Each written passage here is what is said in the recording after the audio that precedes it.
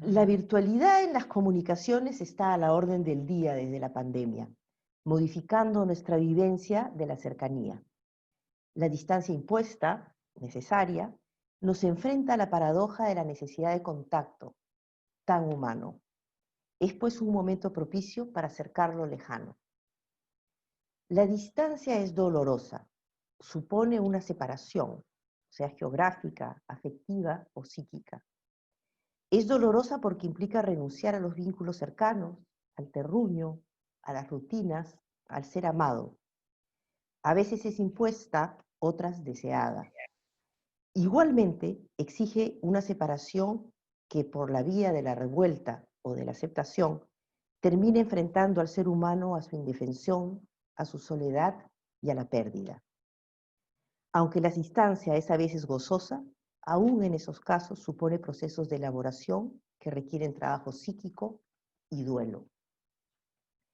La noción de distancia, que organiza el espacio y el tiempo, es uno de los primeros logros del desarrollo del bebé, indispensable para su devenir psíquico y para el desarrollo de su subjetividad. El logro de la distancia le toma un largo y lento proceso. El recién nacido no distingue entre sus percepciones y el entorno, se encuentra en una indiferenciación en la que no hay distancia. Ese organizador de la experiencia, que permite la percepción del espacio y del tiempo, facilita la dimensión para reconocer la existencia del otro y crearlo. Sin distancia no hay otro, ni mundo, ni mente que pueda pensar, solo una indiferenciación fusional. Son diversas las maneras de gestionar la distancia y coexisten en una misma persona en momentos diferentes. Ello dependerá de los estilos personales, de las estrategias de defensa de cada uno y de las experiencias, por supuesto, con el entorno. Hay momentos en los que se vive la separación como un logro, que permite procesarla e incorporarla al registro interno. Pero hay momentos en que se experimenta como un desgarro que nos lanza al abandono, al vacío o a la locura. Hay momentos en que se recurre a la distancia defensivamente para ocultar las heridas de un vínculo primario inestable. Hay momentos en que asfixia la cercanía cuando se experimenta como extrema. Hay momentos en que la solución es aferrarse al objeto, defendiéndose de la inestabilidad de lo novedoso, y la trampa termina siendo la fusión. Hay momentos en los que las experiencias son tan dolorosas, traumáticas diríamos, que se borra la distancia y reaparece como reviviscencia de lo mismo sin espacio ni tiempo. La distancia nos ofrece la perspectiva, nos permite afinar los sentidos y aclarar las razones. La cercanía nos ofrece la intimidad. En una de sus prosas apátridas, Julio Ramón Ribeiro se pregunta, y lo cito, ¿qué distancia debe servirnos de patrón para dar un veredicto estético sobre una persona? Un amigo a quien hice esta consulta me respondió, la distancia de la conversación. Termina la cita. Conversemos, pues, sobre la distancia. Antes de hacerlo, quiero mencionar que esta conferencia sobre la distancia con estos amigos extranjeros surge a partir de una iniciativa de Stefan Reich en lo que fue su primer gesto como miembro incorporado a la sociedad, aunque todavía no ratificado, y de ahí sale la idea y de ahí esta reunión. Bueno, ya les expliqué la mecánica, dejo con ustedes a Miguel de Azambuja, psicoanalista, miembro de la Asociación Psicoanalítica de Francia, ha publicado Et puis un jour nous perdons pied, y Où étiez-vous? Y diferentes artículos sobre psicoanálisis, clínica y cultura. Vive y trabaja en París. No sé, Miguel, tú no has traducido los títulos de tus propios libros. No sé si los dejamos ahí o me permites que para los que no hablan francés haga una traducción espontánea. ¿O la haces tú? Mándate, mándate. Y luego un día perdemos piso ¿Mm? y el otro es ¿dónde estabas? No sé si quieres aclarar algo al respecto. No, no, es eso, es eso. Son momentos psíquicos, momentos psíquicos y del cine, y de la literatura, y de la vida, y del psicoanálisis, que trato, pero en algún momento hablaremos de eso si quieres. Em, Agradecer una vez más a María Pía. Todavía estoy recuperándome de la experiencia emocional de hace pocas semanas y nuevamente, nuevamente estamos juntos y lejanos, ¿no? Es un poco, de alguna manera, lo que estamos viviendo ahora tiene algo que ver con lo que vamos a tratar de pensar, ¿no? A través de esta virtualidad que nos acerca y nos mantiene a distancia a pesar de todo. He escrito un pequeño texto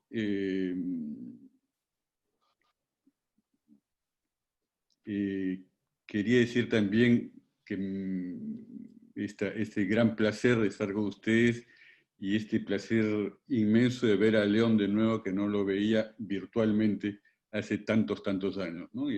Igual a todos ustedes, por supuesto. Este pequeño texto es un pequeño texto que he escrito, que he puesto como título Jamás tan cerca, en el que lanzo unas cuantas ideas sobre la distancia en lo que se refiere a la vida analítica, digamos, al viaje, y no tanto esta situación tan compleja e incierta que vivimos, que es la pandemia, pero creo que las cosas se encadenan bien porque León va a hablarles de ese tema. Entonces, un pequeño texto, es bastante corto. Jamás tan cerca. Los miles de kilómetros que separan y reúnen Lima de París o París de Londres y mi querido León. Los pocos centímetros que separaban el rostro de mi padre del muro en el que se incrustó la bala. Un amigo suyo acababa de adquirir un arma sin sospechar que había un proyectil hospedado en la recámara. Esos pocos centímetros hacen que ahora hable con ustedes desde lejos. El metro o menos de distancia que separa nuestras vidas de un estornudo anónimo y fatal. La distancia, desde un punto de vista geográfico, organiza nuestras vidas y hace que éstas se construyan, llenas de causas y azares, como diría el cantante. Imaginar un mundo sin esas distancias es probablemente imposible. Pienso ahora en Mafalda. Ella discute con Felipe y le pregunta, ambos sentados en el borde de la acera, ¿has pensado en lo que ocurriría si no existiera la distancia, Felipe? Todo estaría aquí. ¿Te das cuenta lo que sería que todo estuviera aquí? En la siguiente viñeta vemos a Felipe absorbido por sus pensamientos. Pelé, el Kremlin, el llanero solitario, el muro de Berlín, todo aquí, Disneylandia, Jerry Lewis, los Beatles. Felipe acaba desmayándose. Pienso ahora en Funes el Memorioso, como declinación de lo que trato de decirles. No poder olvidar nada hace que todo esté aquí, saturación insoportable que impide la vida regida por el olvido y la memoria. Difícil de pensar en el mundo sin distancias y sin embargo algunos pacientes parecen vivir ahí, o incluso cada uno de nosotros atraviesa esas sensaciones. Es una posible definición de la angustia, ¿no? La ausencia de distancia, la relación saturada e irrespirable con el otro. Lo que quiero decir es que si bien la distancia geográfica organiza y define nuestras existencias, la distancia con la que nosotros trabajamos es de otro orden. Jamás tan cerca arremetió lo lejos, nos decía el poeta, mostrándonos que las coordenadas del tiempo y del espacio se confunden y que el ayer que pensamos lejos nos sorprenderá mañana a la vuelta de la esquina. Y a veces, esa vuelta de la esquina es lo que llamamos consultorio y el juego con los tiempos, transferencia. Porque en realidad, Vallejo enuncia la sal del psicoanálisis, la que hace arder las heridas o le da gusto a los platos. Pontalís decía que el análisis es un saber sobre la migración, en otras palabras, sobre la distancia, el movimiento. Basta con pensar en algunos de sus conceptos, desplazamiento, regresión, transferencia. Basta con pensar cómo la vida psíquica se organiza en función de la proximidad o la lejanía del otro, pudiendo estar, por cierto, infinitamente lejos sentado a mi lado o infinitamente cerca a kilómetros de distancia. Los tiempos y los espacios se dislocan en análisis, lo que hace que nuestros destinos y nuestras rutas sean siempre insulares y que Ítaca no esté nunca donde uno la imagina. Nuestro mapa es único, cartografía íntima, y nos permite entender el camino solo después de haber llegado. Pienso en Freud, recorriendo las calles de una pequeña ciudad italiana cuando sus pasos lo llevan hacia un sector donde, abro comillas, solo se veían mujeres pintarrajeadas que se asomaban por las ventanas, cierro comillas. Ustedes han reconocido este pasaje de Lo Siniestro, ¿no? Freud trata de inmediato de alejarse de la zona, vaga sin rumbo y se tropieza nuevamente con el mismo barrio, intenta alejarse una vez más y regresa por tercera vez al lugar prohibido, sentimiento de extrañeza. La distancia, en ese caso, es la que existe entre Freud y Freud, entre Freud y sus deseos. En el fondo, todos somos exilados, y la distancia que recorremos en análisis es aquella que nos separa de nosotros mismos.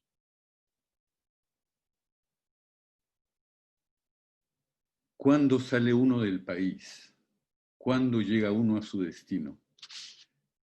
A veces pienso que ya había salido de Lima tiempo antes de tomar el avión y que tardé más de lo que pensaba en llegar a París. Suponiendo que uno sepa dónde está, lo que de por sí es una afirmación audaz. Era la época pre-internet, algo así como el precámbrico, y París fue un esplendor inesperado. Uno se arregla como puede frente a las pérdidas, las rupturas, las separaciones, todas esas experiencias de lo irreparable. La cosa es que esquivé durante un tiempo el dolor y me puse a recorrer esta ciudad que no se acaba nunca, como dice el escritor. Quedé subyugado. Octave Manoni decía que la poesía de Mallarmé pone en contacto al lector con una lengua cuya significación se le escapa, pero que sabe que se dirige a él. Cito a Manoni. Con sus poesías nos traslada a la época en la que teníamos que adivinar el sentido de lo que estábamos escuchando. Cierro comillas. ¿Sería posible, y regreso a la idea de los tiempos y las distancias mezclados, sería posible cambiar de país, entrar en contacto con una lengua extranjera de la que no se entiende gran cosa y que esta experiencia despierte en uno la lengua materna?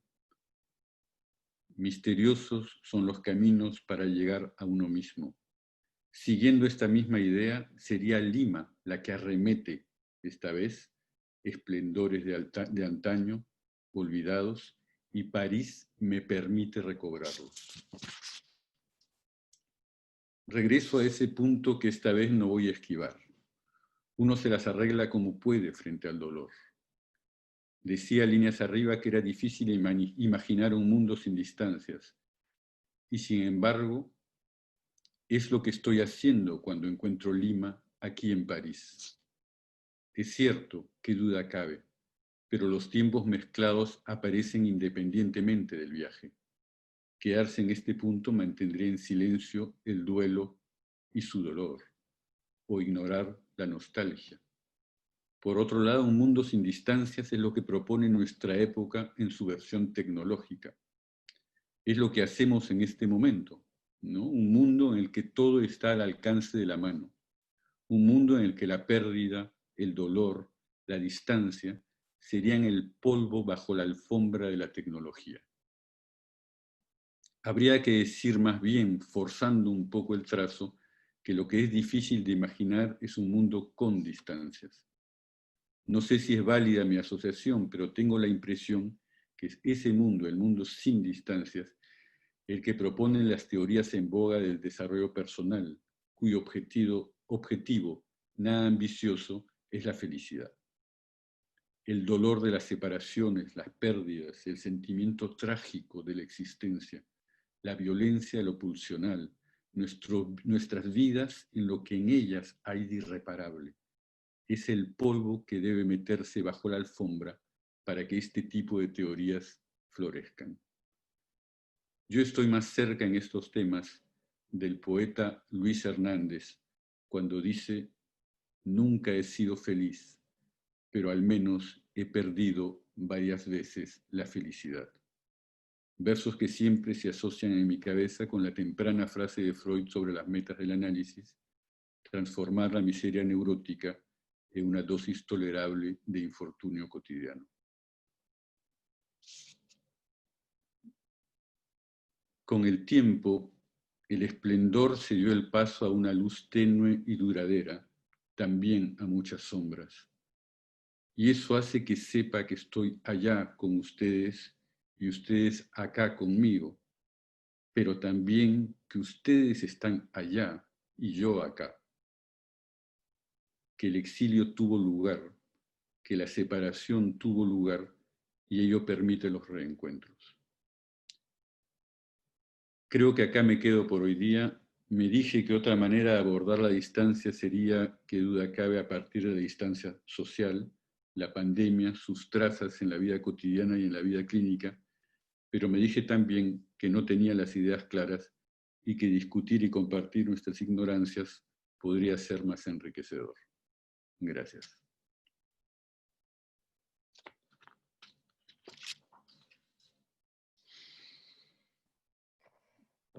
Gracias, Miguel, por tu lindo trabajo. Gracias. Una de las lamentables limitaciones de esta cercanía virtual es que nos perdemos los aplausos, ¿no? Algunos los han hecho, pero tan necesarios, tan necesarios. Vamos a seguir con León Kleinberg.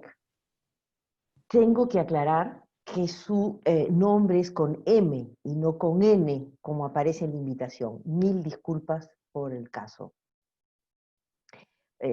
Analista didacta y supervisor de la Sociedad Británica de Psicoanálisis, es miembro de la junta directiva de su institución y enseña y supervisa para los cursos de la formación analítica.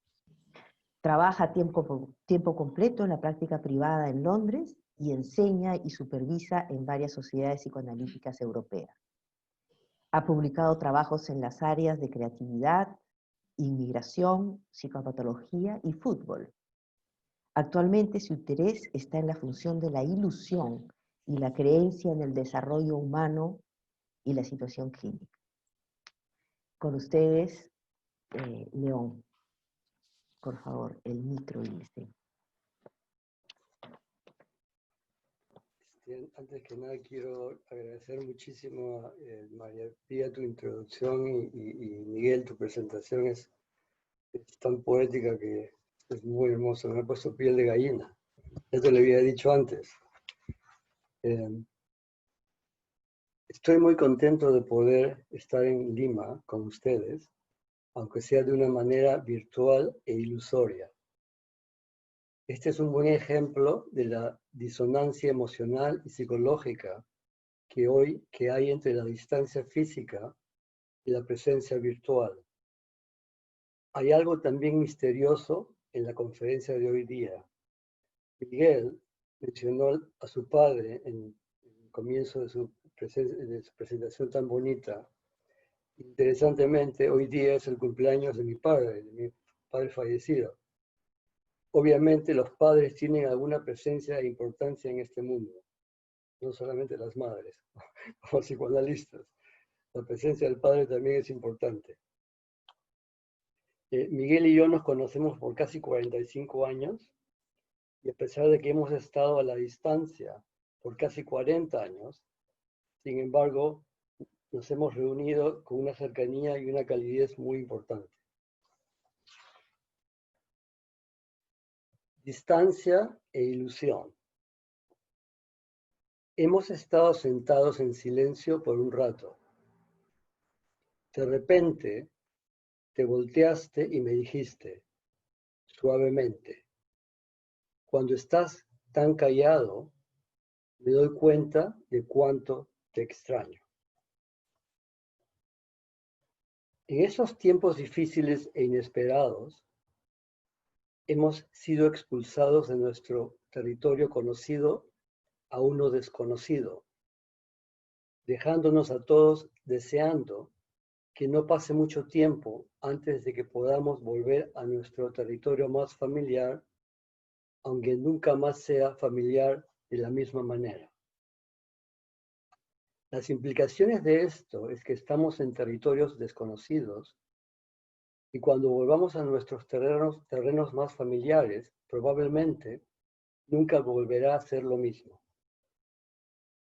Esto ha sido una carrera sin precedentes al teléfono o computadora para el trabajo remoto, sin mucho tiempo para la preparación para ambas partes, pacientes y analistas, y con una profunda sensación de ansiedad sobre la muerte, el daño y la supervivencia. Los escenarios ordinarios de las horas y los marcos analíticos se han transformado, si no se han roto en algunos casos, y nuestras realidades emocionales, psicológicas y financieras se han visto amenazadas. Cada uno de nosotros, estoy seguro, tiene una historia que contar y una crisis que compartir. En esta breve autorreflexión, solo quiero presentar un mapa de la forma en que respondí a este desafío inesperado. Mi enfoque fue desde un principio una forma de ser real, conmigo mismo y mis pacientes y colegas, en la forma que Sándor Ferenczi lo describió, es decir, aceptando la realidad traumática y compartirla con los pacientes de alguna manera en lugar de negarla. Tener este enfoque con suerte reduce el riesgo de repetir con el paciente el trauma infantil de nuevo o agregar nuevo trauma al ya existente. La omnipotencia se ha perdido no solo para los pacientes, sino también para los analistas. Aceptar un sentido de unión entre colegas y pacientes en la forma en que Stefano Bolognini lo verbalizó recientemente es una experiencia importante, conmovedora y transformadora, tanto para los pacientes como para los analistas. Estamos todos juntos en esta amenazante realidad y también estamos juntos tratando de contenerla, sostenerla y sobrevivirla, hasta que podamos regresar a nuestras salas de consulta, donde las formas ordinarias de prácticas clínicas, educativas y profesionales puedan reanudarse. Esta trayectoria presente tuvo un punto de partida, tiene un momento presente de transición difícil y esperemos que tenga un futuro punto de retorno, al menos a alguna forma de nueva normalidad. En mis esfuerzos por tratar de navegar por esos procesos he encontrado que una sensación de trauma, incertidumbre y pérdida ha estado muy presente desde el principio para los pacientes y los analistas. Algunos de nosotros podríamos morir. Los pacientes o candidatos podrían no ser capaces de pagar el análisis o podrían perder sus trabajos, podríamos o ya hemos perdido a seres queridos. Todos hemos perdido el entorno analítico cotidiano y la realidad de la sala de consulta fue reemplazada por una nueva forma de realidad virtual e ilusoria. Al comienzo de este cambio, hubo que ajustarse a las formas telefónicas o cibernéticas de comunicación que se plantearon y a las nuevas ansiedades y nuevas defensas que emergieron con este cambio en los pacientes. Algunos pacientes regresionaron, otros no pudieron hacer frente a esta forma de relacionarse con el analista. Algunos se sintieron inmensamente aliviados y ayudados por el analista que no interrumpió el proceso analítico. Para mi sorpresa, observé en algunos pacientes algunas formas de nueva patología surgiendo sobre la forma virtual de comunicación y también la vieja patología que se pensaba que se había disuelto hace mucho tiempo, también prestó una nueva visita al trabajo analítico. Cuando todo esto haya terminado, tendremos que enfrentar y contener los traumas que solo se verán y expresarán a posteriori, una vez que el periodo de supervivencia haya terminado. Una lucha en el entorno virtual se ha desarrollado con el fin de no permanecer exclusivamente en el nivel consciente de trabajo o solo proporcionar apoyo emocional. Los pacientes tienden a ser muy sociales y familiares o amigables. Las defensas conscientes y el control del ego toman el control de la situación crítica. Ha sido mi experiencia que si el analista mantiene su encuadre interno y protege el proceso analítico, la flexibilidad necesaria del marco virtual no impedirá recoger el inconsciente, analizar un sueño, recoger defensas o gestionar una regresión. También encontré que el uso del teléfono o el ordenador traerá diferentes problemas técnicos y diferentes desafíos. Ya sea que veamos al paciente en la pantalla, simplemente utilicemos el video para saludar o decir adiós, o solo utilizar el teléfono y poner un énfasis en las imágenes virtuales internas y las apercepciones. Estos diferentes protocolos se pueden utilizar de manera diferente en diferentes momentos con los mismos pacientes con el fin de hacer frente a la ansiedad, regresiones o defensas. Creo que aquí hay una oportunidad demasiado importante para ser creativo y utilizar la nueva tecnología de una manera imaginativa y dinámica para ayudar al paciente y al proceso analítico a evolucionar creativamente siguiendo y adaptándose a diferentes personalidades y patologías. En casos antiguos, el conocimiento mutuo del proceso entre paciente y analista ayuda a manejar el proceso virtual, pero en casos relativamente nuevos puede ser mucho más difícil. Va a ser un verdadero desafío para aquellos de nosotros que durante este periodo de transición necesitemos iniciar nuevos procesos analíticos, evaluaciones o enseñanza. Para muchos de mis pacientes y estudiantes, enfatizar la naturaleza de lo provisional de lo que estamos haciendo ha sido inmensamente contenedor y sostenedor. Hay que aprender mutuamente entre analista y paciente sobre cómo esas nuevas tecnologías pueden ayudar. Otro ejemplo humilde de no ser omnipotente, sino de ser real y unidos.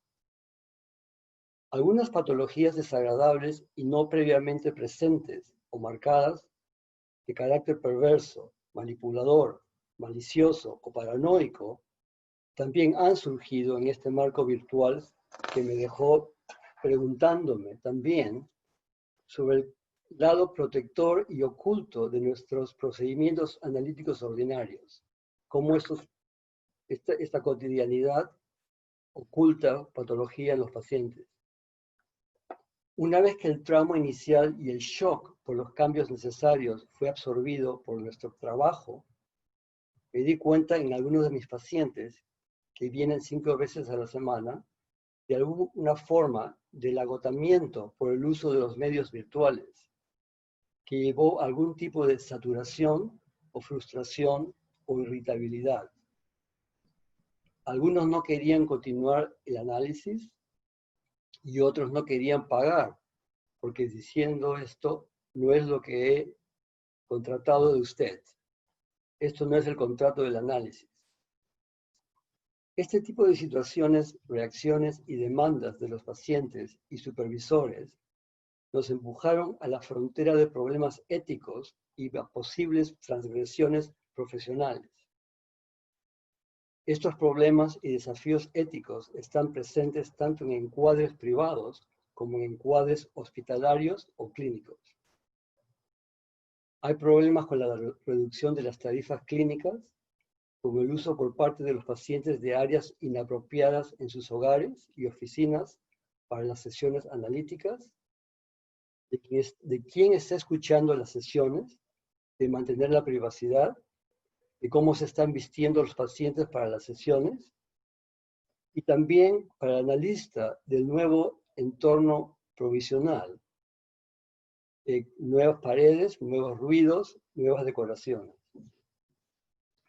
En los hospitales y las clínicas privadas, los problemas y decisiones clínicas entre colegas, los pacientes y la dirección general del hospital puede ser influenciada por aspectos políticos, más que por aspectos clínicos en el que la seguridad y el bienestar del paciente pueden verse comprometidos por satisfacer y proteger las necesidades y prioridades políticas y de la directiva hospitalaria. La distancia es un concepto y experiencia importante en este momento. Está al centro del potencial para el desarrollo psicológico, es el catalizador de la situación clínica y ha adquirido una presencia magnificada por las ausencias, distancias y pérdidas que ha generado el virus COVID-19 en nuestro encuadre y situación clínica y en nuestra vida privada y social.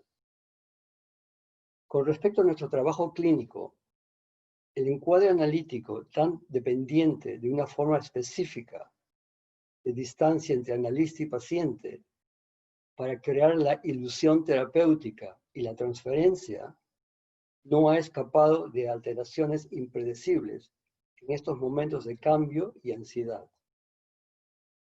El uso del medio virtual psicoanalítico a consecuencia de la distancia física entre paciente y analista ha intensificado su lado ilusorio.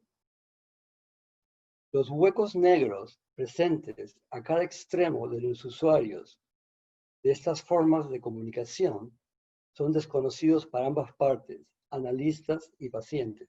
Hay cosas que ambos no sabemos qué está pasando del otro lado. El analista no puede saber o ver todo lo que está ocurriendo con el paciente al otro lado de la comunicación virtual en cada momento de las sesiones y viceversa. La distancia física entre analista y paciente en el espacio virtual puede convertirse en una cercanía ilusoria. Y la cercanía analítica ilusoria se puede convertir al mismo tiempo en una distancia real, perturbadora y frustrante. Algunos pacientes se han beneficiado mucho de la distancia real y de la cercanía virtual en nuestro trabajo, mientras que otros pacientes se han perturbado profundamente. Una paciente cuya transferencia para conmigo fue muy concreta y dolorosa por años en el consultorio, se sintió mucho más libre de verme como su analista y no como la madre traumatizante, gracias a la distancia provista por el encuadre virtual del análisis a la distancia. La cercanía corporal y personal en la presencia física del consultorio aumentaba las proyecciones del paciente al analista, y con el aumento excesivo de las proyecciones psicológicas por parte del paciente al analista, la distancia emocional con el analista se alargaba y la cercanía existencial con la madre interna se acortaba.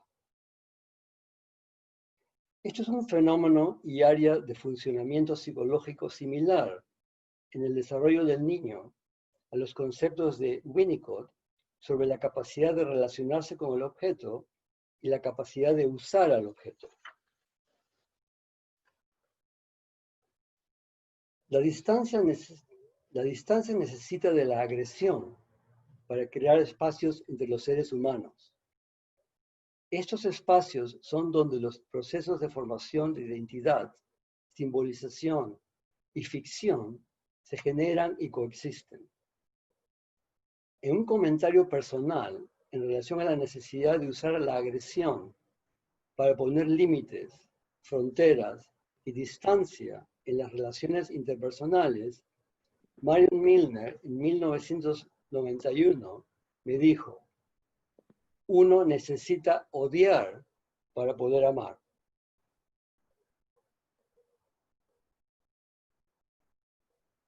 Nosotros ayudamos al otro a que nos ame y nosotros podemos amar al otro gracias a la distancia que la separación provee a través del uso creativo de la agresión. Winnicott describió esto como la capacidad de estar solo en la presencia del otro. El primer símbolo es el objeto ausente, distante o perdido. El logro revolucionario de este símbolo es la creación del mundo o teatro interno. Esta solitud y distancia del otro pueden ser el espacio interno donde el sí mismo nace y se desarrolla, o también el espacio donde diferentes formas patológicas o perversas se crean. La distancia existencial entre soledad y solitud no es muy grande. En un párrafo de la novela Grandes Miradas, el escritor peruano Alonso Cueto muestra claramente este concepto de distancia como generador de la función simbólica del mundo interno a través de la tolerancia a la separación, la pérdida y los espacios vacíos. El personaje principal de la novela se quiere suicidar siguiendo la muerte de su pareja.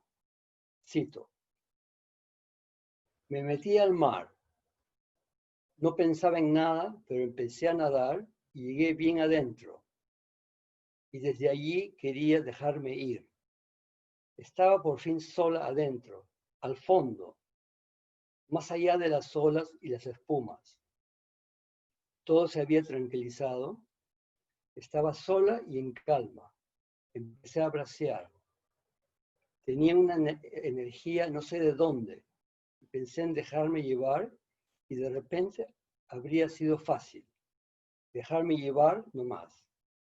Pero de repente, no sé cómo, de repente me di cuenta de que morirme era, no sé, era como perder a Guido. ¿Entiende? Pensé en él cuando estaba allí sola en el agua. Pensé más en él que nunca. Y me di cuenta de que estoy con él ahora porque estoy viva y lo tengo conmigo. Así como ustedes lo tienen porque lo sienten aquí en la casa o porque van a misa como iba él. Yo no lo tenía y pensé en morirme para encontrarlo. Pero allí adentro me di cuenta, de pronto, de que morirme era perderlo.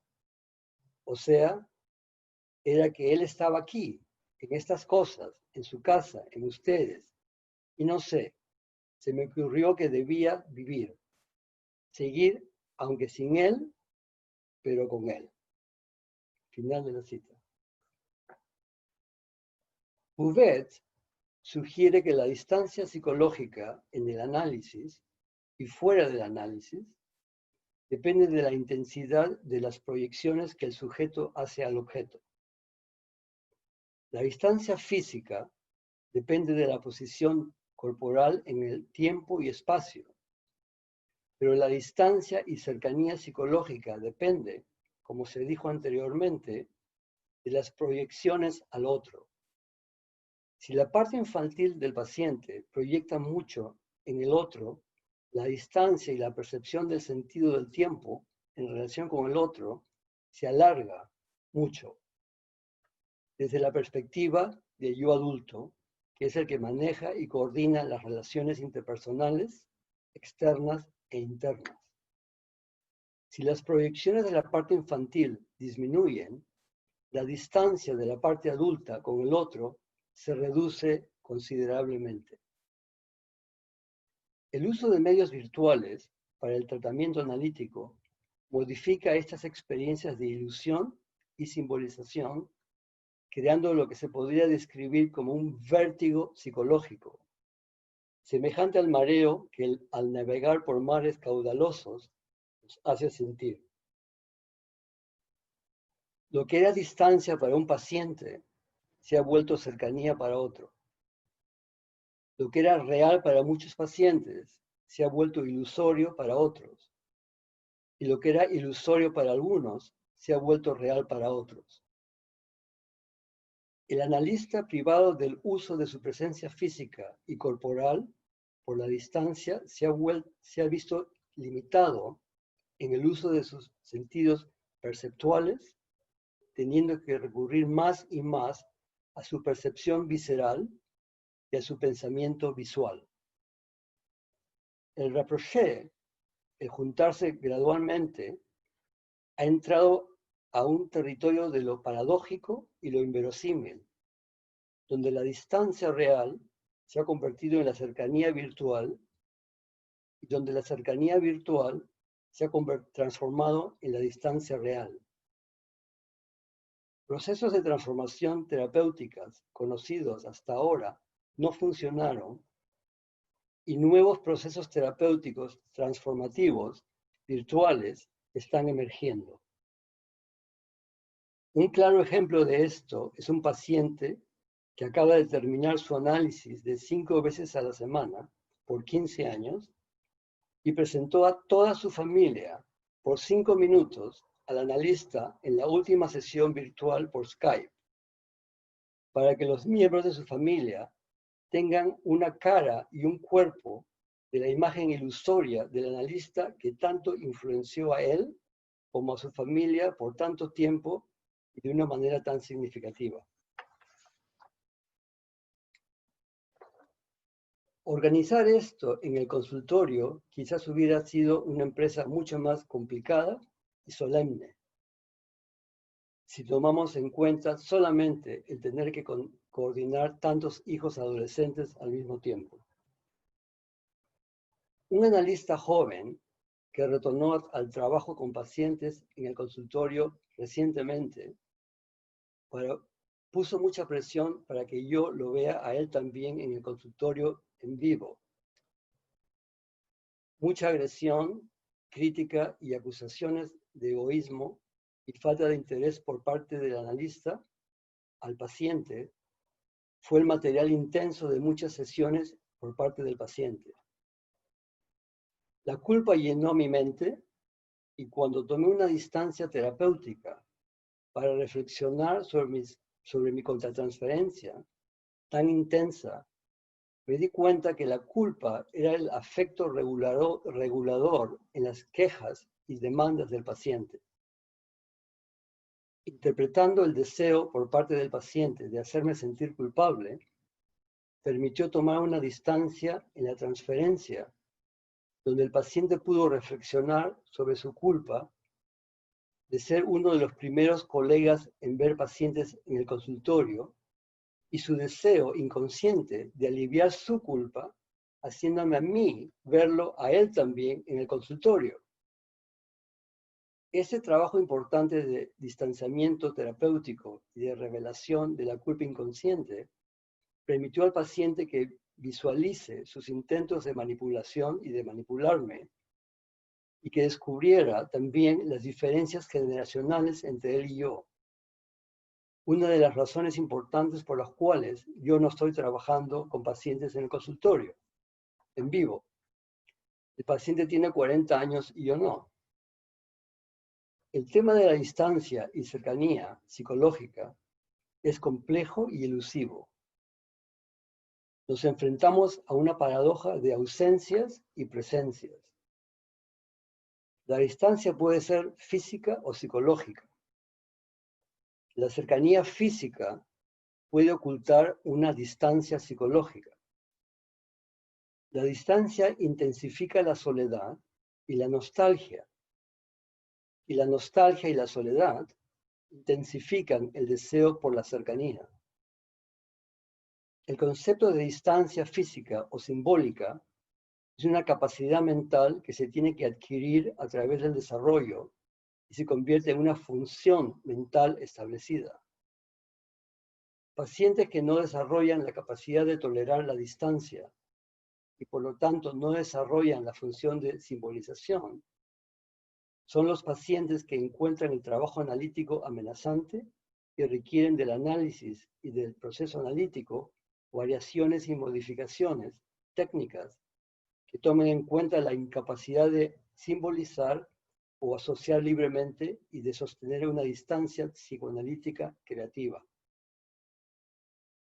La frase tan cerca pero tan lejos, cantada por Elvis Presley en 1965, es muy precisa en la manera como captura estas experiencias emocionales y escurridizas de distancia y cercanía.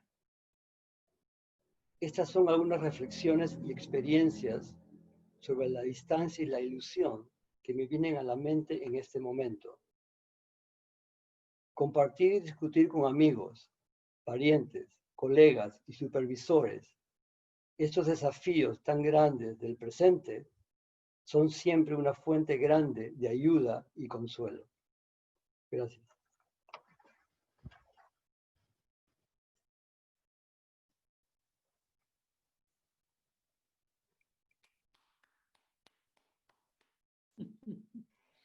Muchas gracias, León. Gracias a los dos por sus trabajos. Realmente mucho que pensar y mucho que elaborar. Son dos entradas muy distintas, pero ahora quisiéramos escucharlos a ustedes conversar, cada uno desde su lenguaje, cada uno desde su entrada, uno más clínico, el otro más, no sé si decir, en realidad poético sería la palabra, quería decir más intelectual, pero No lo digas, no lo digas. no lo digo, no lo digo. En fin, los dejo. Digo, no Libres. lo digas por una cosa muy simple. Para mí, todo lo que he dicho está basado en la clínica también. Se dice de otra manera, pero todo lo que sale de ahí es clínico. Cada frase podría casi ir paso a paso, porque hay una manera de pensar la clínica que aparece cuando hablas de clínica y cuando no hablas de clínica. Por eso te decía, no evitar esos, para mí en todo caso, evitar esas separaciones que a veces crean distancias justamente que no existen, ¿no? Te agradezco la aclaración. Lo que pasa es que tienes un estilo muy personal Sí. de tramitar la clínica a través de tu propia experiencia. Mm. Entonces, estás hablando desde ti y efectivamente atraviesas la clínica. Puede ser una primera reflexión. Lo que Bueno. yo quisiera decir es, ojalá que algún día pueda Miguel interpretar con tus palabras. La verdad que yo leí tu trabajo antes que lo presento hoy día y sí pude identificar cada momento emocional, cada momento transferencial, cada momento psicológico y de encuentro entre paciente y analista. A mí me emocionó mucho tu trabajo. Y estoy de acuerdo que estás usando otro lenguaje para expresar lo que obviamente estamos viendo en común. Yo creo que mi trabajo siempre un poquito ha expandido en lo que tú has estado tratando de mostrar en términos de lo confuso de la distancia, de lo importante de la distancia, el proceso del duelo que es importante para adquirir distancia. Claro, y de alguna manera, en todo caso, tal como yo he escuchado tu proposición, tu conferencia, es cierto que pueden haber momentos en los que habría de tratar de discutir para entender los bordes de los que cada uno está hablando, ¿no? Pero hay bastantes cosas que me parece que se entrecruzan. Para empezar, me ha gustado mucho esta manera en la que comienzas hablando justamente de salir de un lugar para llegar a otro, ¿no? Dices expulsado de, ¿no? Hemos sido expulsados de y estamos yendo hacia. Es así como comienza la conferencia. Entonces ahí me gustó mucho, para empezar, porque ya estás hablando de la práctica clínica, estamos saliendo de una situación para llegar a otra desconocida, pero también estás hablando del viaje, también estás hablando del pasaje, también estás hablando del entre, y eso me refiero, con que yo siento que hay cosas que se cruzan. Porque tú dices, comienzas con eso, te lo voy a... hemos sido expulsados de nuestro territorio, conocido a uno desconocido, ¿no? Y después dices, es lo real del analista, es lo que es real, lo que permite que. Y eso me pareció también muy interesante, porque es muy difícil. Real incluso está entre comillas en tu texto, porque es una cosa muy difícil de definir y sin embargo uno sabe que es cierto lo que estás diciendo. Que en esos momentos en los que uno sale de un lugar y va hacia otro, que puede ser la pandemia, pero también puede ser el momento de la interpretación, en el momento en el que sales de ese lugar más confortable para decir algo, ¿no? Para que algo salga, para que algo se produzca en la sesión. Esa cosa del real, es ser muy real, estar muy presente, estar ahí en todo, con todo, eso me gustó bastante. Me hacía pensar, Pontalís decía que en la escuela, hablando de Masud Khan, de Winnicott, de la gente, decía que Freud había buscado interpretar el sueño mientras que había otra gente que buscaba la experiencia, pensar la experiencia del sueño. La experiencia del sueño va con esta cosa, me parece en todo caso, ¿no? Esa cosa más estar ahí, esa cosa de lo que estás viviendo, en ese cambio de un lugar que estás viendo tanto tú como tus pacientes, ese cambio completo de coordenadas en las que uno no sabe muy bien lo que va a pasar y sin embargo está ahí tratando de seguir escuchando, ¿no? Eso me pareció muy, muy bonito. Además, tiene que ver, creo yo, pero no lo sé, esto de real, de estar ahí, lo pensé como algo sólido y lo pensé en la oposición arraigo-desarraigo, ¿no? Que es un poco de lo que se trata la cuestión de la distancia, ¿no? En el fondo, uno no solo está desarraigado, también está arraigado. Uno está arraigado y también está desarraigado. Y en el análisis, de alguna manera, estamos todo el rato pasando de un lugar al otro, ¿no? Los golpes de Freud son golpes del exilio, ese que se creía en el centro y que está en la periferia, ¿no es cierto? Los golpes de narcisismo, de los que habla de Darwin y todo eso, son golpes que te hacen salir de un lugar para ir a otro. Siempre estamos en eso de arraigo y desarraigo, cosa real y movimiento. No sé, me gustó mucho tu manera de introducir el tema. Tengo un montón de cosas que decir, porque no sé si Dale, dale. si puedo seguir, porque me ha interesado bastante. ¿Quieres que te comente sobre lo real? Sí, por favor. Hagamos un diálogo. Por Como favor. decías, mira lo interesante de las paradojas y de los continuos sin bordes, ¿no? A ti te interesó mucho mi toma, mi actitud y mi sensibilidad a lo real. Y a mí me impresionó mucho tu citar el poema de Miguel Hernández de que no he conocido la felicidad, pero la he perdido 3 veces. O sea, a mí me impresionó mucho el lado de tu posición, ¿sí? Y eso para mí lo que significa es de que como decía Ana Freud, es un bailar de un lado al otro. Lo que hacemos es, no hay una cosa fija, no hay una fórmula, es un baile sobre la experiencia emocional y sobre el simbolismo. Es importante saber moverse, saber bailar, saber seguir el proceso, seguir el cambio de lo real a lo fantasmagórico, o de lo fantasmagórico a lo real, de lo fantaseado a lo traumático. Para mí el punto común es el moverse, no el coger una posición estática. Ahora, en términos de lo real, por ejemplo, de mi real, a lo que yo me refería es algo que, la manera como yo veo real en ese sentido, porque a partir de esa ancla yo me pierdo en lo irreal, es más en el ángulo de la autenticidad. Yo creo que el ser genuino dentro de los parámetros analíticos, ser auténtico en el sentido de poder ser tú mismo como analista, más que tener una máscara, un disfraz, es lo que es real, en el sentido de encontrar lo auténtico con lo auténtico. Y si hay un momento difícil como hemos tenido ahora, absorberlo y vivirlo con el paciente sin ser impersonal, sin ser personal, pero aceptar la realidad de lo real de una manera auténtica.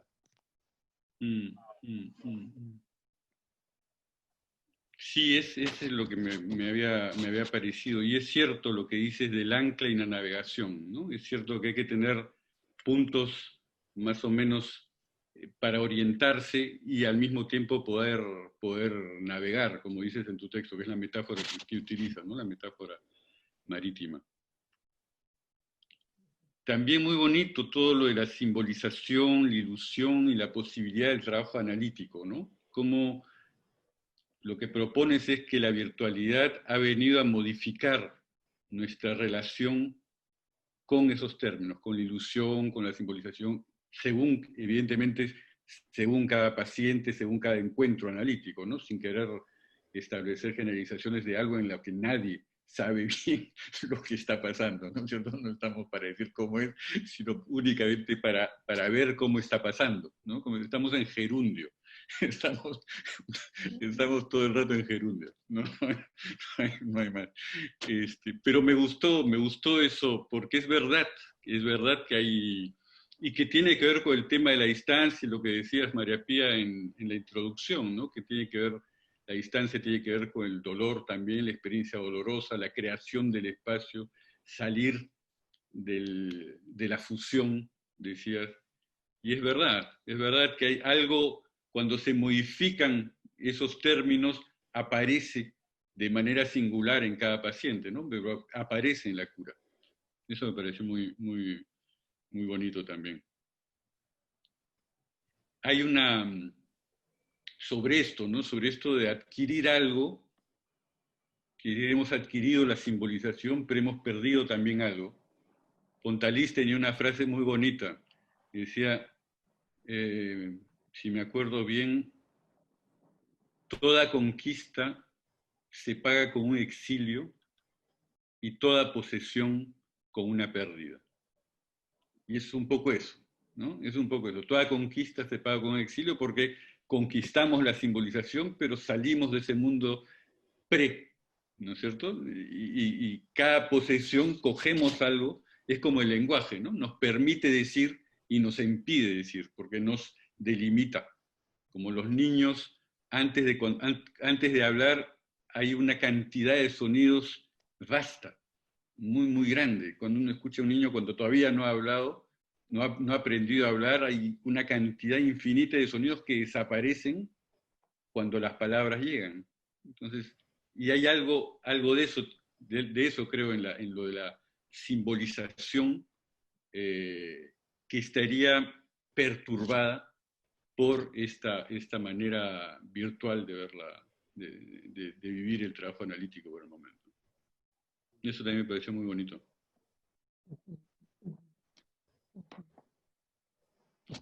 María, ¿tú quieres decir algo? No, estaba escuchando dos cosas que me habían gustado como medidas, digamos, de la distancia, en la referencia de Miguel a la transferencia como ese interjuego de tiempos. Y tú, León, esta referencia de Bouvet sobre la distancia medida en términos de la intensidad de las proyecciones, ¿no?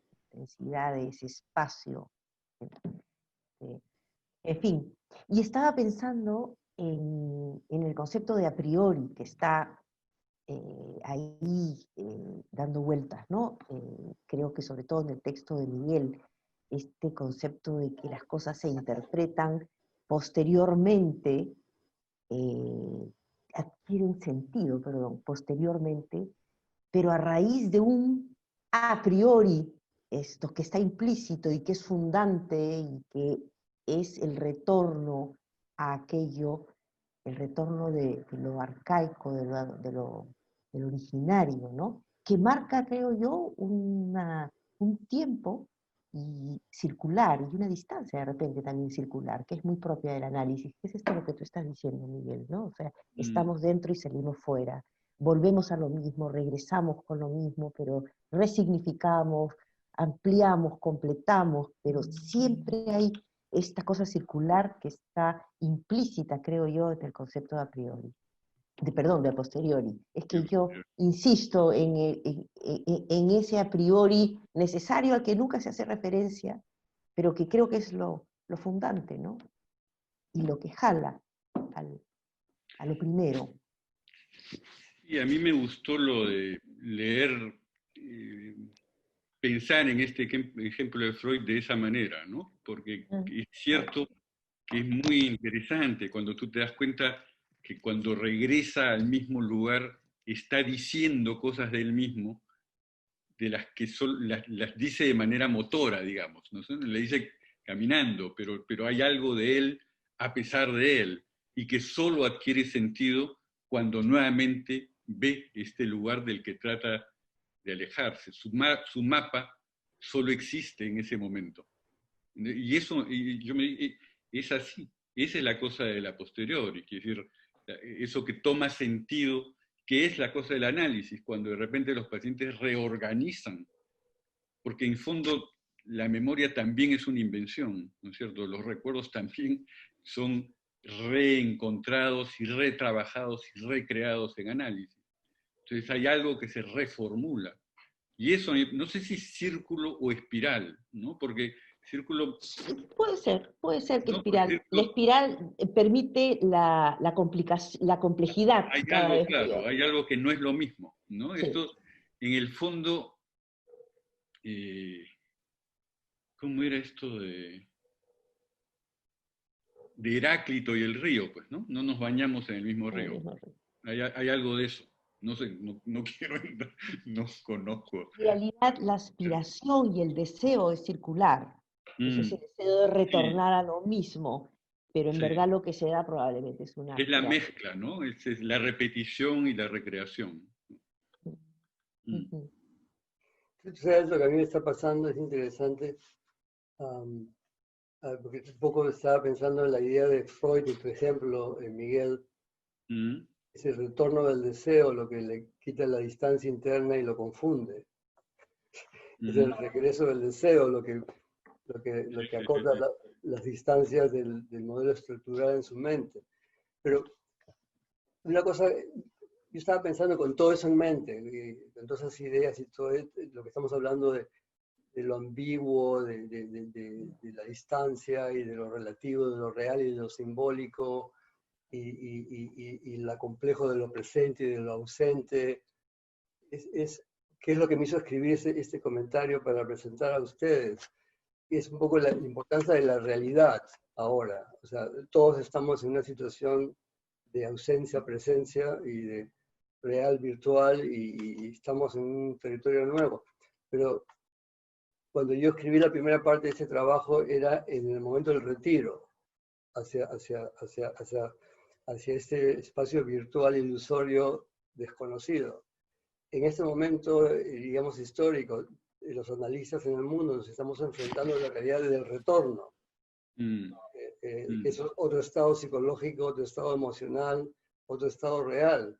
Entonces estaba pensando todas estas variantes de distancia, de deseo, de intimidad, del significado de la presencia de los cuerpos. Vamos a tener que verlos ahora a posteriori, ¿sí? Y no solamente en términos de asimilar el trauma anterior en la situación nueva, sino va a haber situaciones nuevas que vamos a tener que descubrir estar presente con un paciente en el consultorio y cómo manejar estos espacios de distancia, de cercanía.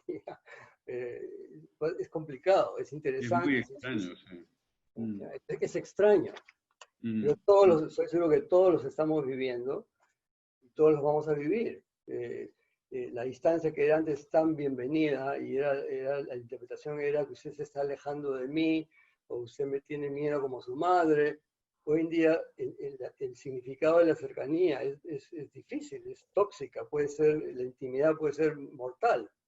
El protocolo de decir a un paciente que tiene que mantener 2 metros de distancia, tiene que lavarse las manos, ya estamos transmitiendo al inconsciente un mensaje de cercanía es difícil, cercanía es complicado. Va a ser interesante, digo, navegar todos esos nuevos territorios. Sí. Sí, exacto, porque cada uno se apropia en función de lo que eso despierta en uno. Es lo que tú decías también en tu texto, ¿no? Que hay pacientes para los cuales la distancia ha permitido cosas y otros para los cuales la distancia impide cosas, ¿no? Cada uno la transforma de acuerdo a su propia lectura, digamos. Y es verdad, incluso en el consultorio yo pensaba también la cosa de la distancia social ahora. Nosotros hemos estado en lo que acá llaman confinamiento, en Lima cuarentena, en Londres no sé cuál es la palabra que se utiliza, pero hemos estado en ese estado de separación, digamos, y ahora uno está en la calle, pero con distancia social en principio. Entonces también es una cosa muy rara en la relación con, ya no es el objeto que has perdido de vista, sino que el que está ahí, pero el que no te debes aproximar, ¿no? Y lo que también es, evidentemente, lo que está ocurriendo es lo contrario. Mucha gente se está relajando. Entonces, la distancia social no se está respetando. ¿Qué manera de transgresión? ¿De quién se quiere acercar uno? ¿Qué el juego con la muerte y la amenaza, como tú decías, está pasando ahí, ¿no? Es muy interesante, es muy interesante y muy complejo, porque las cosas van cambiando muy rápidamente. A propósito de lo que dices, una pregunta que me viene es, estamos hablando de la distancia, el contacto. ¿Qué va a pasar con el contacto, ¿no? Es cierto, es lo más llamativo de estos espacios virtuales, la falta de contacto. Es cierto que en los consultorios tampoco necesariamente tenemos contacto, ¿no? Sí en la vida social, pero no sé, creo que el contacto es algo sobre lo que también tendríamos que reflexionar, cómo está tan cargado del temor al contagio. Pero tú sabes, María Pía, y estaba hace poco en un seminario sobre ideas independientes. Y yo presenté el trabajo de Christopher Bolas sobre el fenómeno, objeto transformatorio, el transformational object, el fenómeno de transformación. Y eso es lo quiero compartir con todos los colegas. Christopher Bolas llama la atención en ese paper tan bonito de que los primeros contactos del bebé son el cuerpo de la madre, la piel, la tela de la cuna, el olor del cuarto, la temperatura del cuarto, y él llama a eso la madre transformadora, no la madre simbólica, no la madre lingüística, y que cuando uno habla de la transferencia, nosotros nos olvidamos de que hay una madre física en la transferencia, hay una madre pre-lingüística, pre-simbólica. Y él dice que el cuarto del consultorio, el couch, la temperatura, el color de las paredes, el olor del analista, es la madre transformadora. Ahora, nosotros estamos hablando de distancia, de contacto, como dices tú, pero si tú te vas a pensar de que la parte primaria de la transferencia del paciente, ese ambiente físico que proveemos con el consultorio, por ejemplo, estamos afectando a ese nivel primario. Estamos diciendo, ok, podemos tener un contacto, pero solamente a partir de cierto nivel. El otro es infeccioso, no me lo infectes o yo lo voy a infectar. es algo muy interesante que yo aquí creo que hay que pensar, que ese nivel de distancia, de contacto, está alterado y va a estar alterado. Sí. Alterado por una idea de contagio y de infección, de contaminación, de peligro. Que el couch, que es el cuerpo de la madre en esta idea de bolas, el couch, que es el cuerpo de la madre donde el paciente se puede desintegrar y abandonar, ahora lo vamos a desinfectar con químicos y vamos a poner coberturas, por ejemplo.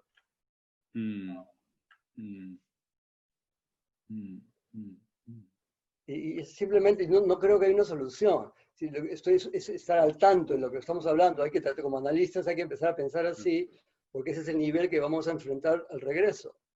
Y estoy seguro que vamos a ver... Es lo que hay y es parte de esto, de estar en la realidad, es funcionar con nuestro real, ¿no? Y que va a haber que absorberlo al trabajo real que vamos a enfrentar, que es... Exacto.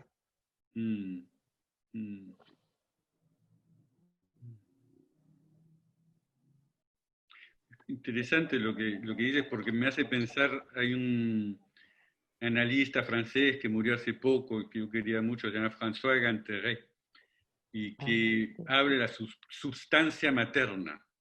Y decía que lo que nosotros proponemos como encuadre, es decir, esos elementos que se repiten, que están siempre ahí, y era un poco lo que dices de bolas, ¿no? De alguna manera. Tendría que ver con esa continuidad de algo materno que infiltra, según él, infiltraba todos los procesos. Para él no había antes materno, lo materno estaba presente siempre. Y decía él en la proposición del encuadre analítico, algo de esa continuidad que estamos proponiendo. Me pareció interesante y me hizo pensar lo que decías de bolas, ¿no? Y lo que vamos a tener que ver ahora, cómo hacer con esa continuidad modificada, ¿no? Sí, León decía más bien que la tendencia, digamos, nos podía suceder con mayor facilidad respuestas más viscerales.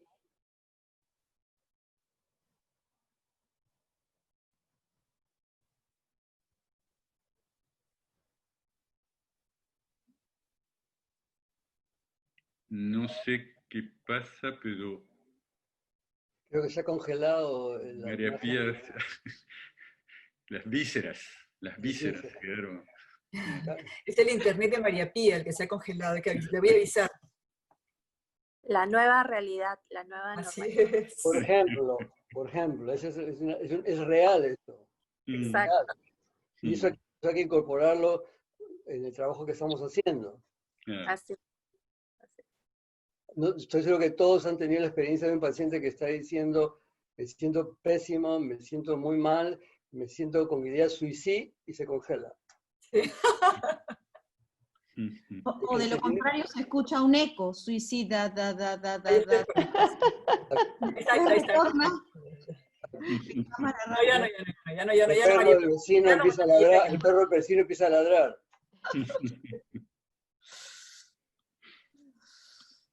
Pero esto tiene un impacto en este nivel que estoy hablando de la madre preverbal, ¿entiendes? El paciente, la madre no simbólica. Es el encuadre, es el cuerpo, es la transformación que se da en el proceso no verbal.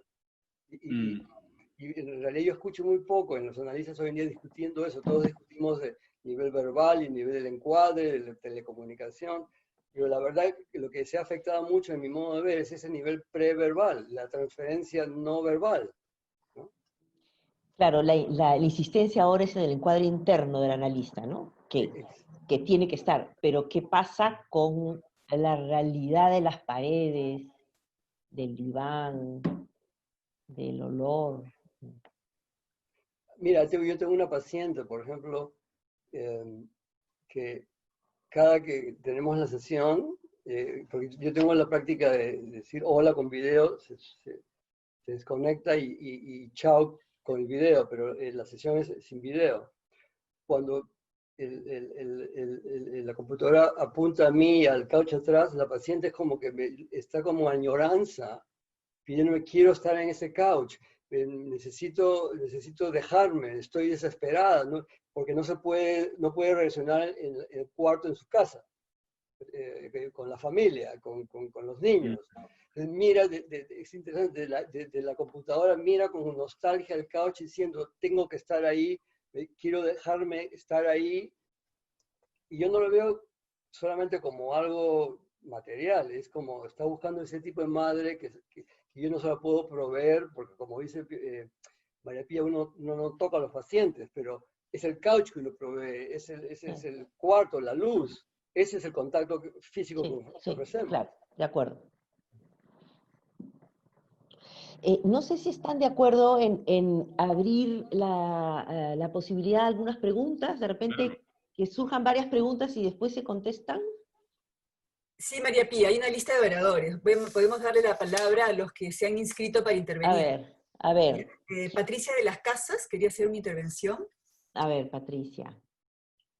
A ver, yo primero quiero, ¿me escucha? Sí. Sí. Quiero agradecer a la sociedad peruana y a María Pía. Yo estoy realmente lejos, pero me he sentido particularmente cerca. Y he estado mirándole la cara a todo el mundo, no solamente a los oradores, a todos los miembros de la sociedad, que para mí ha sido muy grato. Y estando en un momento tan difícil de distancia, el sentirme cerca es un lujo.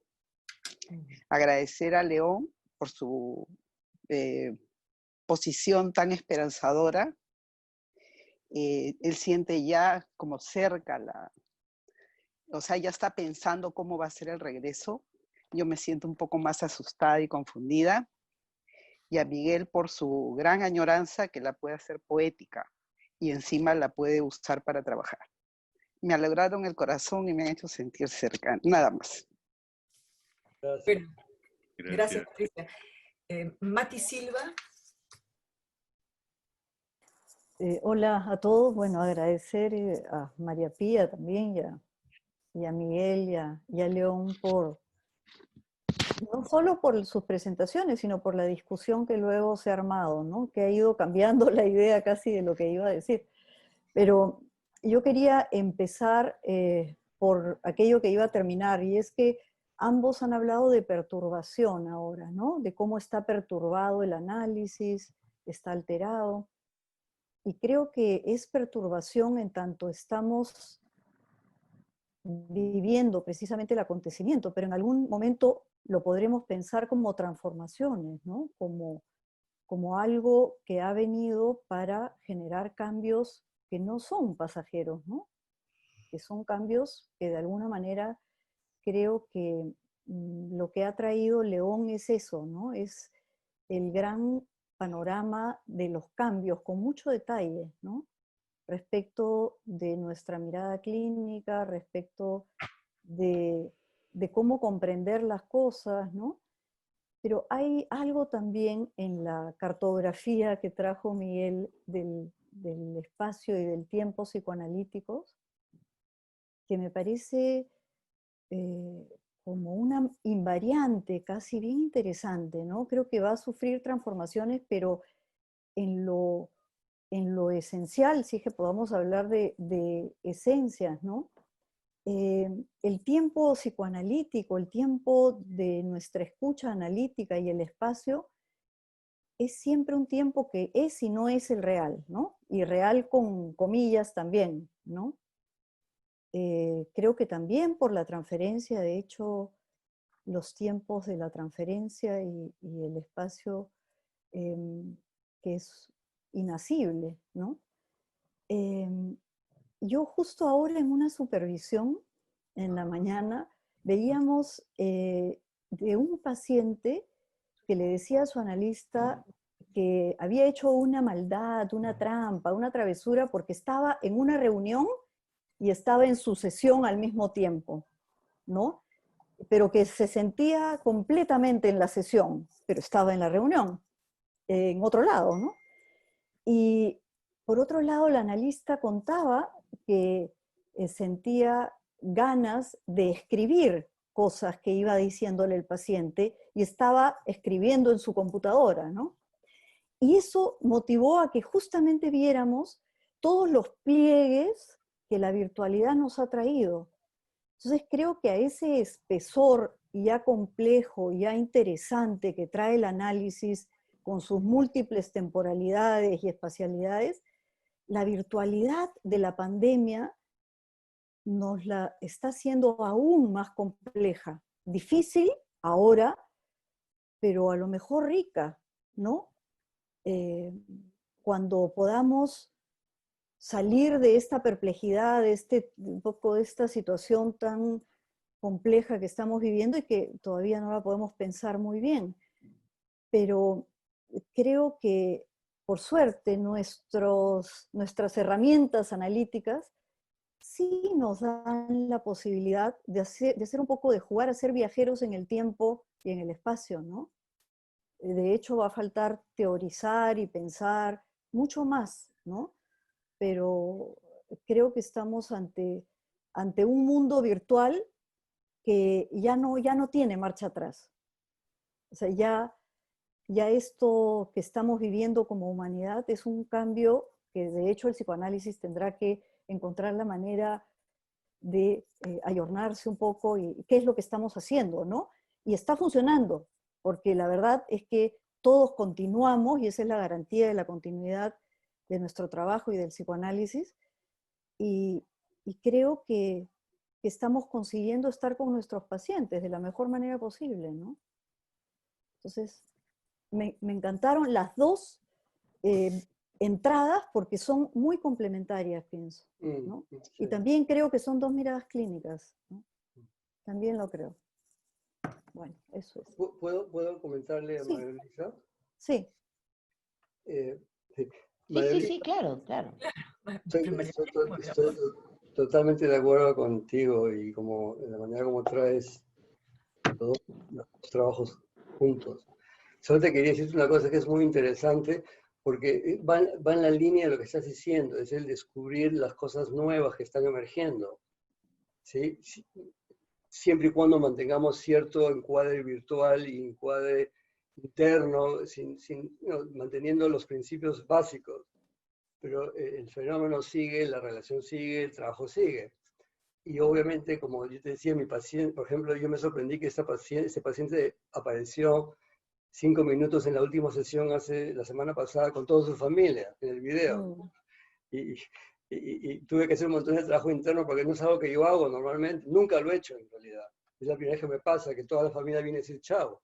Y me pareció genial.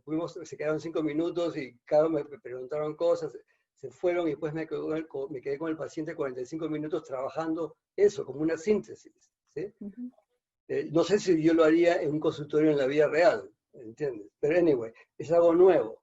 Lo otro es, por ejemplo, acá en Londres ha habido un analista joven que ha presentado un paper muy bueno, nuevo, muy en la línea de Miguel, muy en la línea de Miguel. Pero el punto que está cogiendo es lo que este analista llama contención visceral. Yo estaba hablando, en mi trabajo yo hablo de percepción visceral, que es como el sexto sentido, es como usar el cerebro antérico, que tenemos que, como estamos deprivados de ciertas funciones sensoriales, tenemos que compensar con el cerebro antérico. Pero esta colega habla de la contención visceral, que es que todo lo que no podemos contener porque falta el setting formal, el analista lo está conteniendo visceralmente. Y que habla más del ángulo del analista, lo que el analista está recibiendo por los cambios que hemos hecho y por las cosas que el paciente no puede traer normalmente.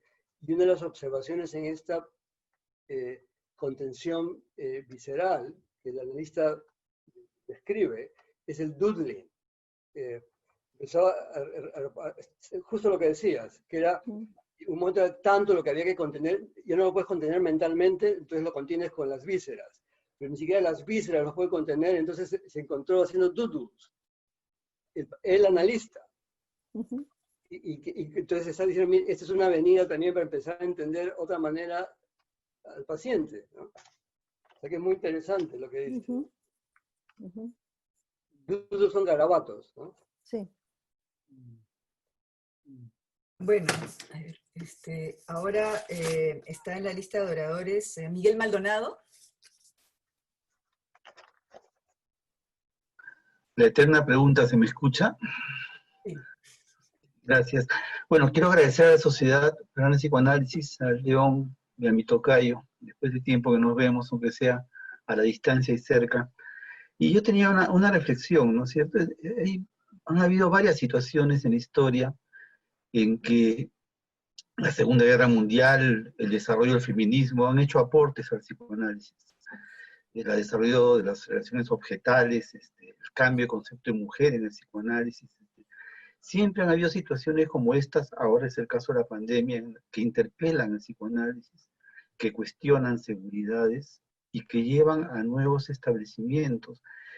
La incertidumbre, yo he escuchado muchos webinars y eso sí, Miguel, te acompaño en la idea de que hay opiniones que se dicen, en primer lugar, cómo nos gustan los webinars ahora, en buena hora, por la pandemia tenemos un montón de webinars, y en segundo lugar, hay opiniones que se sueltan en los webinars que parecen lamentos, lamentos por la incertidumbre, porque no sabemos ni entendemos realmente lo que está pasando.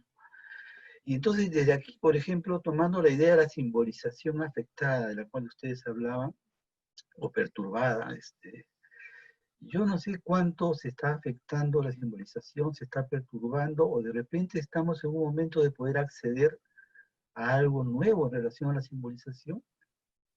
Por ejemplo, pensando en voz alta, cuando se habla del cambio del setting, del cambio del setting del consultorio, y se habla de la madre preverbal, o sea, el recién nacido cambia de sitios, y la madre no siempre es la misma.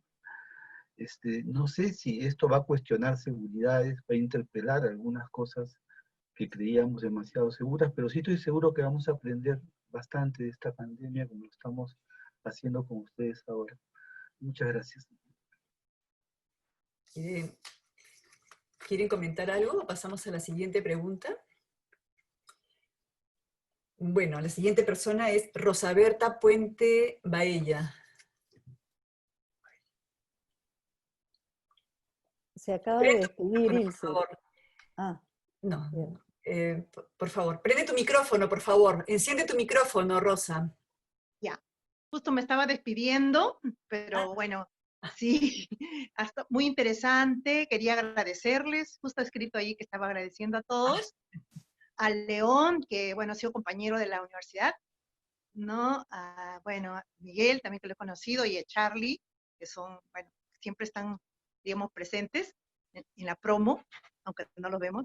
Y bueno, estaba preguntando acerca de la incertidumbre, ¿no? Y hablaba de la incertidumbre real y de la incertidumbre fantasmagórica, ¿no? Que a veces y que se amplifica ahorita en el momento actual, ¿no? De que vivimos. Entonces, un poco quería comentarles y ver su opinión al respecto. Ok, gracias. ¿Quieren contestarle algo a Rosa? ¿O pasamos a las demás intervenciones y luego contesta? ¿O quieren decirle algo quizá? Pasamos entonces a la siguiente intervención. Sí, Ilse, mejor de repente unas 3 o 4 preguntas y así pueden comentar en diálogo. Solo hasta ahora tengo 2 personas más anotadas. ¿Ya? Manuela Tapia. Manuela Tapia, por favor. Yo en realidad, bueno, primero que nada, muchas gracias. De verdad que las reflexiones me han hecho pensar mucho y la manera en cómo las han traído también, ¿no? Pero yo solamente quería compartir una reflexión a raíz de este relato que hace León sobre el fragmento de la novela de Cueto, ¿no? Que me hace pensar en que hay distancias que se surcan, donde hay un cuerpo que se aleja, y hay distancias que se imponen, por decirlo de alguna manera, ¿no? Donde hay 2 cuerpos que se tienen que reubicar, ¿no? Entonces, no sé, solo pensaba en eso, ¿no? Me parece que la pandemia de alguna manera trae eso, ¿no? Como dos cuerpos de algo que aparece intempestivamente, de una distancia que se impone, digamos, ¿no? No sé cómo, no lo tengo muy claro, ¿no? Pero me suscitó ese pensamiento. Bueno, y la otra intervención que tenemos es de Carla Marcos. Hola, ¿qué tal? Hola a todos. Hola a todos, muchas gracias por ambas presentaciones. Estaba pensando un poco en lo que habías dicho, Miguel, no nos bañamos en el mismo río, pero casi que estamos en el mismo barco, canoa o lo que fuere, ¿no? Tenemos la muerte rondándonos a todos por igual, ¿no? Y eso es lo que quizá nos asusta, ¿no? Y vivimos el miedo de distintas maneras. Desde el texto de Miguel hemos vivido una experiencia emocional que nos ha sacudido realmente de manera visceral, felizmente, bien necesario, y nos ha generado sensaciones corporales, ¿no? También como lo expresó, como lo expresó alguien en relación a la piel de gallina, ¿no? Yo trabajo mucho con niños y me han hecho como darle vueltas un poco a qué cosa es lo que estoy viviendo y qué cosa es lo que viví al inicio del trabajo con los niños, en este nuevo formato de trabajo, ¿no? Al retomar a las sesiones recuerdo haber estado súper ansiosa. ¿Por qué me traerían los niños, ¿no? ¿Cómo me iba a acomodar yo a este nuevo puente?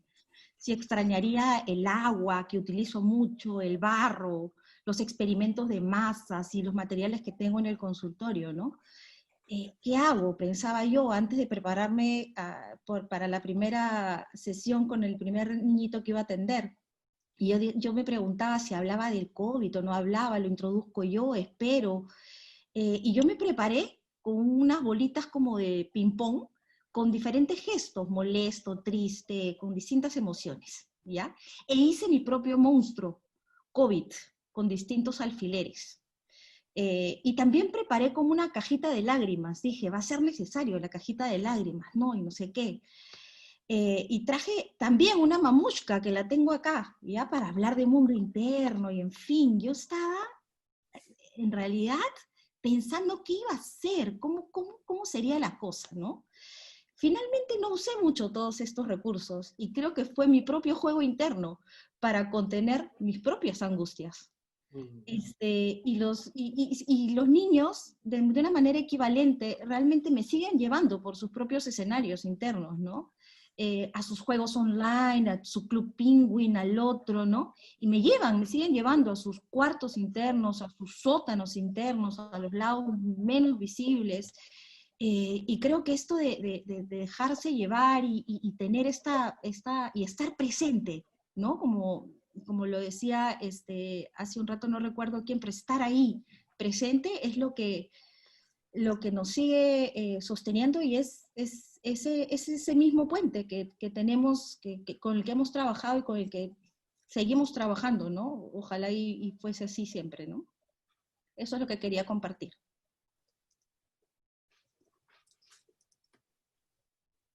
Gracias.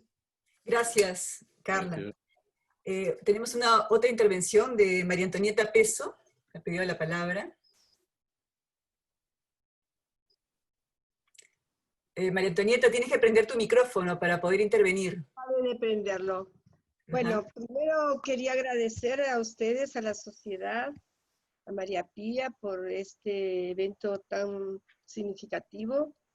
Estaba muy emocionada de reencontrarme con mi amigo León, y veo que también está Charlie, a Miguel también, recuerdo.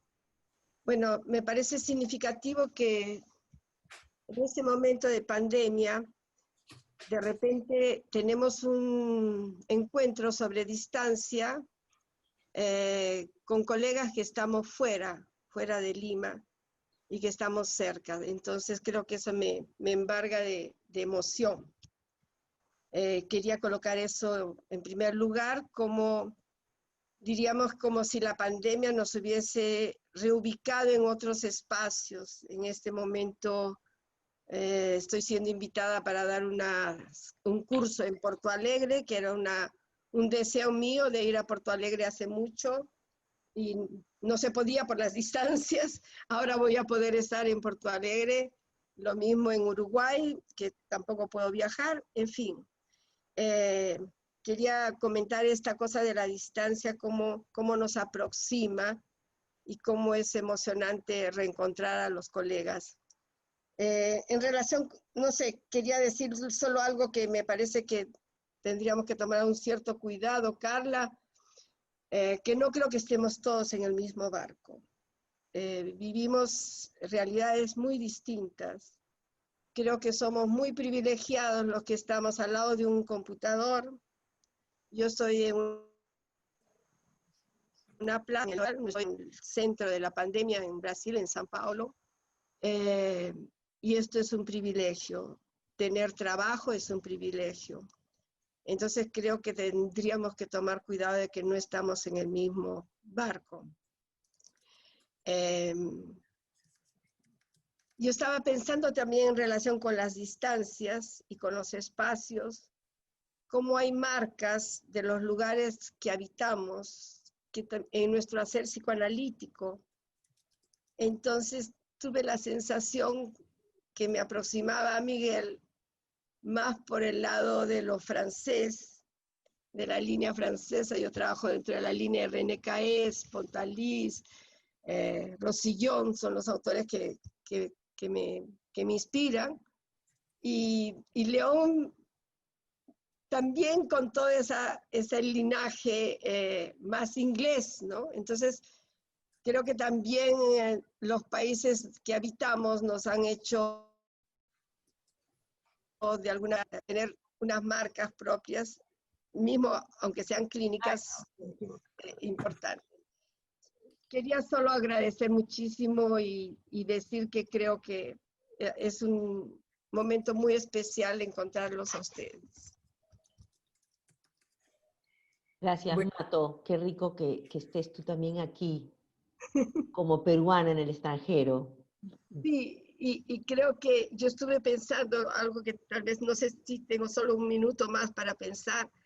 Yo escribí un texto en la última revista sobre extensiones del psicoanálisis y estaba muy abocada a pensar en la cuestión de lo grupal, el atendimiento familiar. Entonces, a diferencia de León, yo sí atiendo a la familia. Tuve una paciente que después de mucho tiempo de atenderla por Skype, ella se fue a vivir a Guatemala. Cuando tuvo a su nena me dijo, esta es nuestra última sesión, y me presentó a su bebé.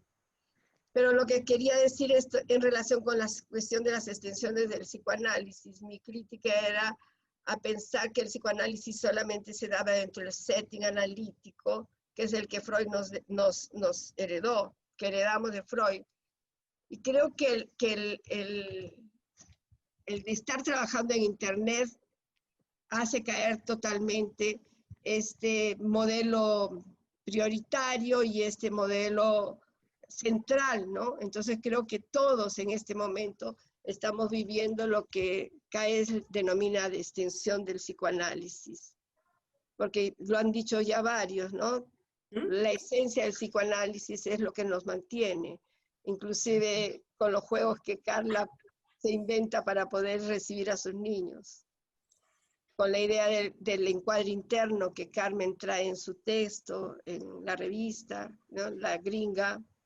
Bueno, solo eso. Gracias. María Pía, ya no hay más oradores en la lista, sí, quizá...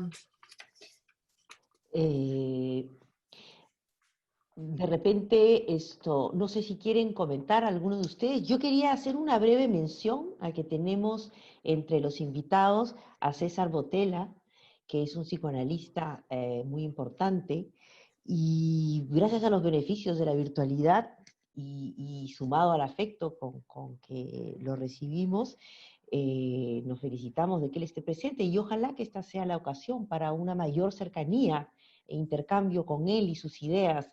Me refiero a la Sociedad Peruana de Psicoanálisis, para tenerlo más cerca. ¿Quieren responder ustedes algunos de los comentarios, de las preguntas? Miguel y León. Quizás, a ver, todo es muy interesante y la verdad muy, muy difícil tratar de condensar todo en un solo concepto. Yo creo que esa es la idea del psicoanálisis, tenemos que tolerar los fragmentos. de alguna manera todos hemos estado dando un fragmento del todo.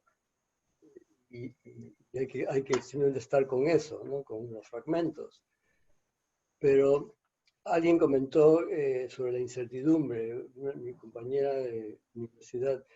La incertidumbre para mí es una de las fuerzas motivacionales más grandes del trabajo.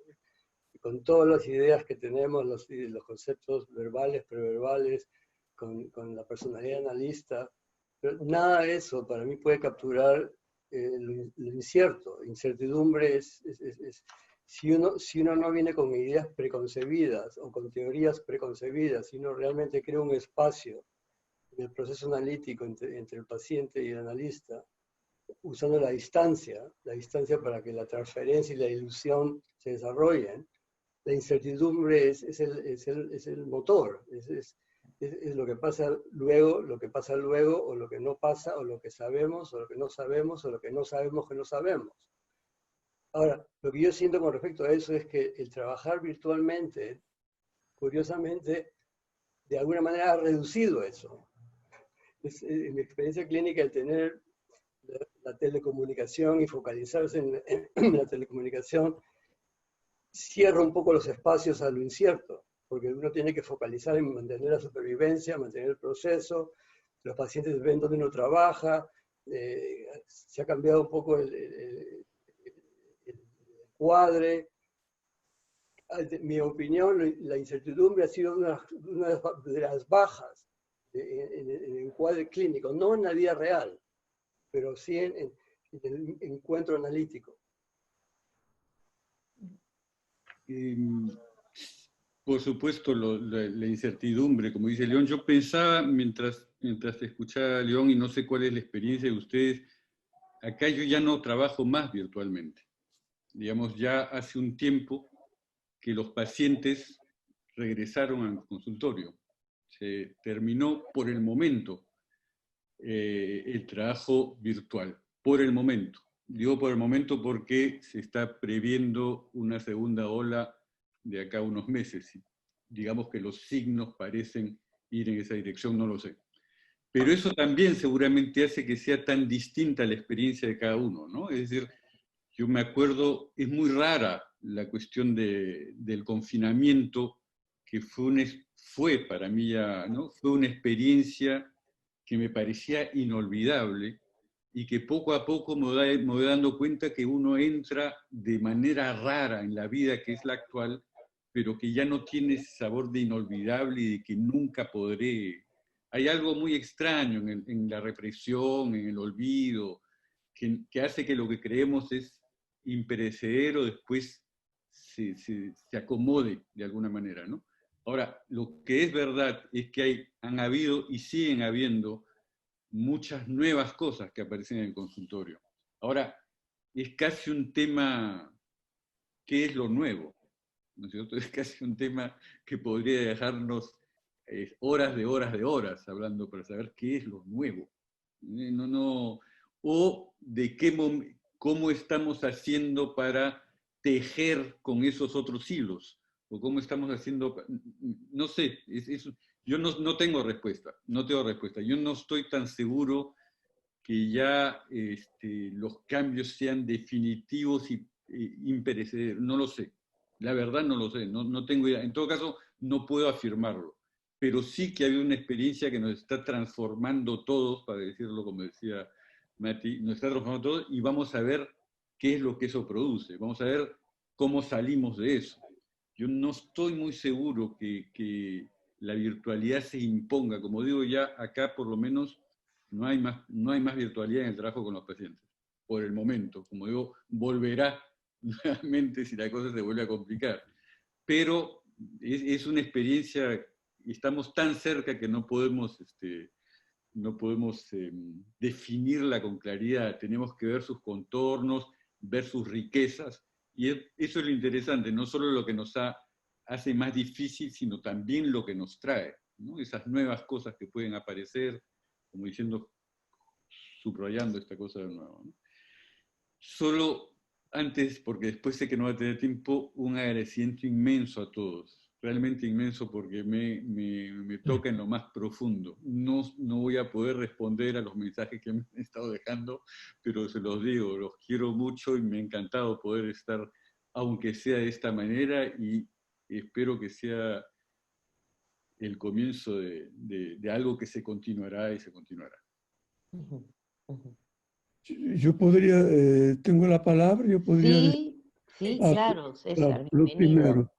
primero, siento mucho, he tenido problemas de conexión y no he podido estar presente y escuchar hasta hace media hora o un poco menos. Lo siento mucho porque no he podido escuchar a León ni los comentarios de Miguel.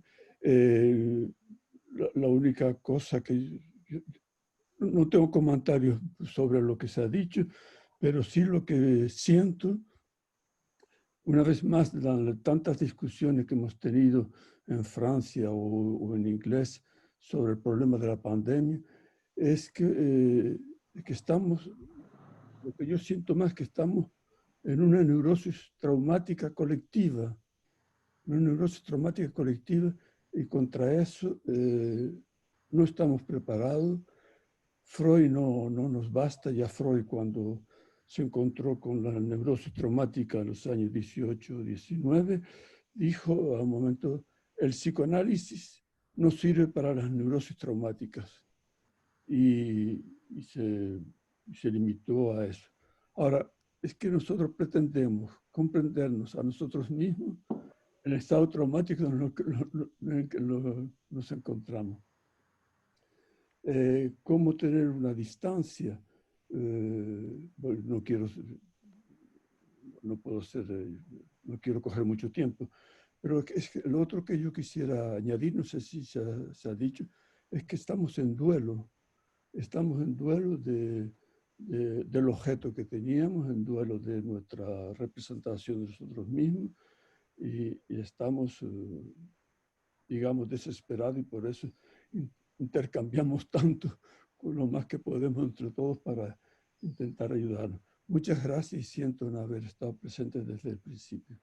Un saludo. Gracias, César, por haber venido.